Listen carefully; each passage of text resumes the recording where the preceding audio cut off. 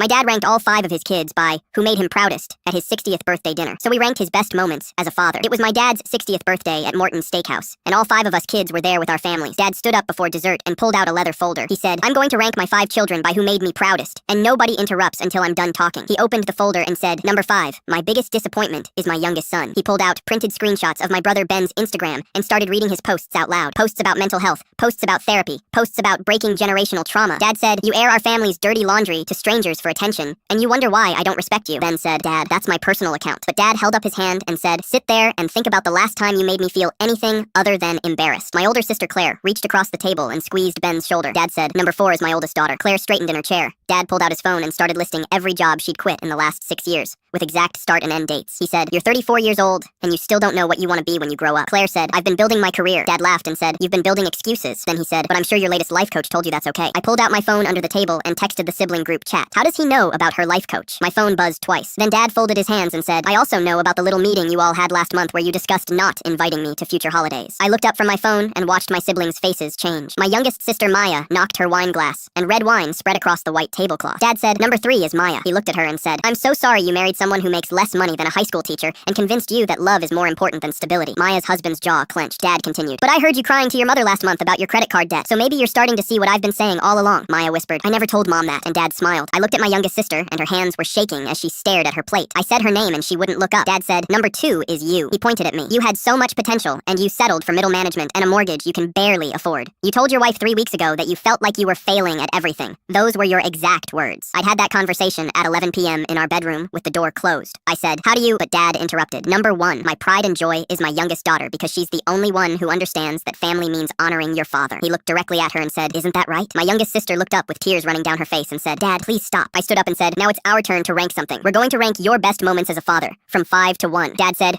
"Sit down before you humiliate yourself," but I kept going. "Number 5 is the time you showed up to Ben's college graduation, even though you told everyone in the car that liberal arts degrees are for people who can't do real work." Ben stood up and said, "I didn't speak to you for 6 months after that day." Claire stood up and said, "Number 4 is my wedding day when you told me during the father-daughter dance that I was making the biggest mistake of my life." Dad said, "I was trying to protect you." Claire said, "I got divorced 2 years later and never called you." Maya stood up and said, "Number 3 is when I had a miscarriage, and you said maybe it was for the best since we couldn't afford kids anyway." Dad's face went pale. I said, "Number 2 is every single time you told me that disappointment was your dominant emotion when you looked at me." Dad stood up and said, "I have sacrificed everything for you kids. I worked 60-hour weeks so you could have opportunities. And this is how you thank me?" He turned to my youngest sister and said, Tell them what I've done for you." My youngest sister stood up slowly. She said, "Number 1, your best moment as a father was when you had COVID for 2 weeks and couldn't leave your room." Dad's mouth opened, but nothing came out. My youngest sister looked Dad directly in the eyes and said, "I volunteered to drop off your groceries because it meant you couldn't talk, and I would have done anything to keep you quiet." She wiped her tears and said, "Save it for the eulogy. None of us are planning to give one."